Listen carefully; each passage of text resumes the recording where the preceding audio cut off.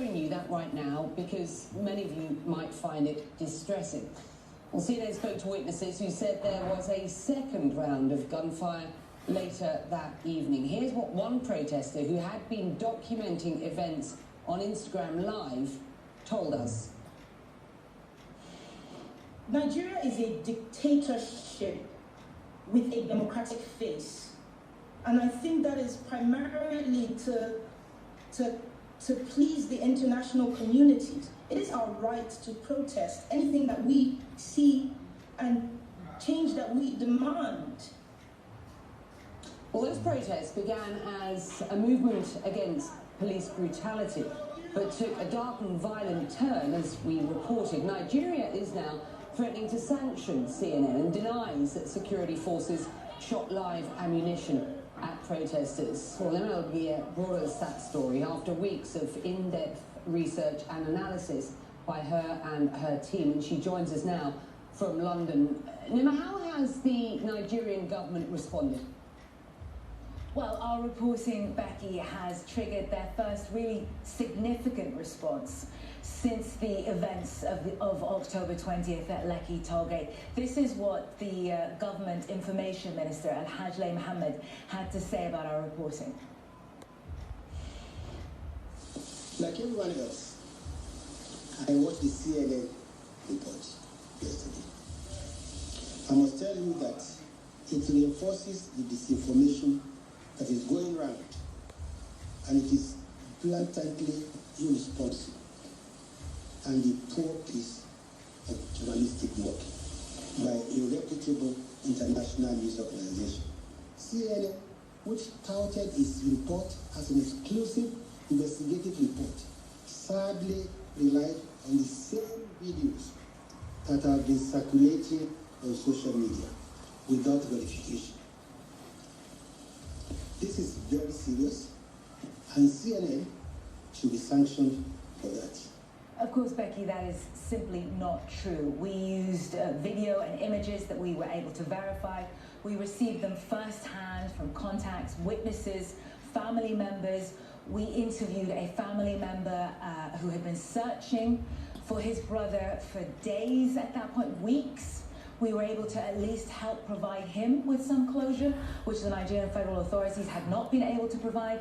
The press conference was contradictory, and during the conference, the minister said that the federal government was satisfied with the actions of the military and the police on the night of October 20th. That's actually ahead of the findings of its own judicial panel, and those that we're speaking to are incredibly worried about what that means for the findings of that panel. Does that not exert pressure on the panel to exonerate members of the military and the police? Of course, all this is happening while people are still searching for loved ones. People are still grieving the ones they lost, and people are still no closer to answers, Becky.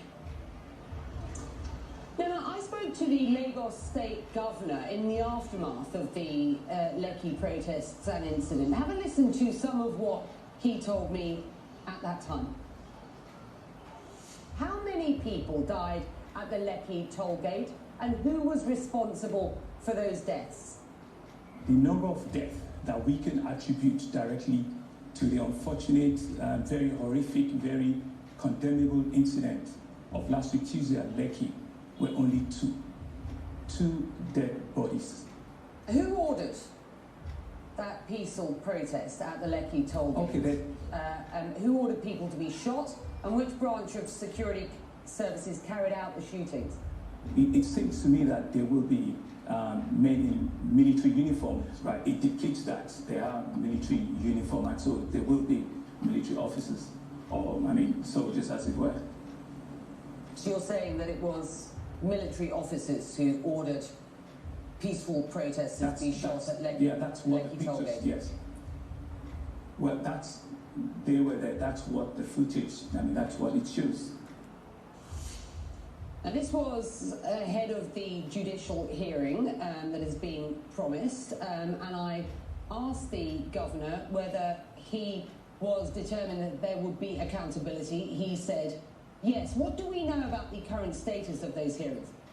Well, that interview, Becky, we understand, sent shockwaves to the very highest level of Nigeria's government. And since then, federal authorities have backtracked.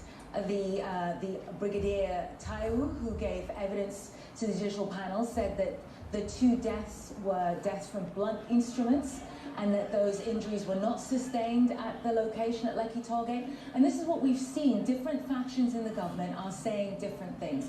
And none of those people on the ground who are desperate for answers are receiving them. Even today, as the Minister of Information was carrying out that press conference, the coroner in Lagos put an ad in the newspapers, in the local press, asking for family members to come and try to identify bodies, even as the information minister in Abuja was denying that there had been any deaths. It's incredibly concerning for people in Nigeria and frankly in the international community, Becky, because it worries them that there will be really any accountability. What you saw there, what you managed to extract from the Lagos State Governor, is the closest that any government official has come to admitting wrongdoing. And since then, we have reached out to Lagos State authorities and they have refused to give us any comment, Becky. Nema Elbegir on the reporting. Nema, thank you. And a reminder, in Nigeria, thousands of young people have been protesting against police brutality as part of a largely peaceful movement. It's called End SARS, and the SARS acronym is one used for a certain police squad, as it were. But on October the 20th, these protests turned deadly as the army and police moved in on unarmed civilians. The Nigerian army has called these allegations that it fired into the crowd, as you've heard, fake news, and told a judicial panel of inquiry that it did not shoot at any civilian, but Nema's investigation can reveal that that is not true. This is Nema's report. For those of you who didn't see it last night, some of the images you are about to see may be disturbing.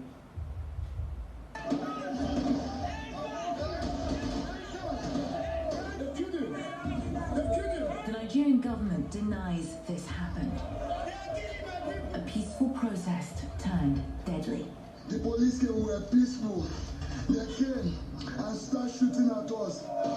CNN investigated the events at Lekki Tollgate the night of October 20th in Lagos, Nigeria. After analysing hours of footage, we are going to tell a story that is radically different than the one the authorities are telling. The peaceful protest have been? Okay, make everybody the same. Now, where's the flag? This is Govt. He was one of the demonstrators having fun live streaming the event. He, like many others, gathered in a peaceful demonstration of discontent after weeks of protests against what they called systemic police brutality and corruption. What Godson and the protesters did not know is that the army is already on its way. This is Bonny Camp, a military garrison on the south side of Lagos. We know through analysing footage they left at 6:29 p.m. heading towards Lekki Tollgate. We can see here the Nigerian government forces approaching. The protesters are gathered on the other side of the gate. As Nigerian forces get closer, you can see shots. At 6:43 p.m, we start hearing gunfire. We know this from the timestamp and data on this video. Here's another angle. They are releasing fire. They are releasing fire. Nigerian authorities say they fired blanks into the air and not at protesters. But CNN obtained video that appears to show the army shooting toward the crowd. Here, and at the top of your screen, here. In the midst of the chaotic scenes is DJ Switch, a Nigerian celebrity and activist. She is broadcasting live on Instagram. I wanted people to see what was happening. I didn't want anybody to come and twist the story. Witnesses tell CNN ambulances were stopped from entering by Nigerian authorities. You can see here people at the scene trying to conduct CPR. Please explain to me how, in which part of the world do you go to a protest with live bullets?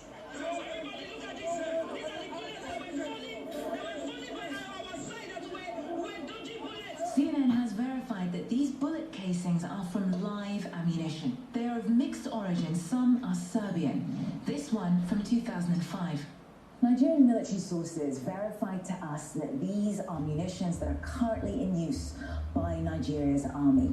And in collaboration with the Balkan Investigative Reporting Network, we were also able to procure Serbian export documents, proving that Nigeria purchased weaponry from Serbia for almost every year between 2005 and 2016. The shooting continued past midnight. Eyewitnesses tell us it wasn't just the army. At this point, they say police arrived and opened fire. My hand is broken, my leg is broken, and police are still shooting at us. If I don't make it through the night, let it be known I died fighting for our freedom. So why were live rounds used at a peaceful protest? Many family members of those still missing are asking that question as they hunt for answers or the bodies of their loved ones. Elisha's brother Victor was at the protest that night. Someone picked my brother's phone and called me and said that my brother Victor Sunday is among of those people that was shot at Lekki Govt. And I entered into the hospital and searched. I did not see him. And we are trying our best to just find him, but there is no way to find him. What we're about to show you is incredibly graphic, but it's also incredibly important. This is Elisha's brother Victor. The data in this footage shows it was filmed at 1:04 a.m. at Lekki Tollgate. Elisha says he received a call about his brother's death around this time. This places Victor exactly at the location of the protest on the night witnesses say they were shot at. This is important because Nigerian authorities deny anyone was killed at the scene.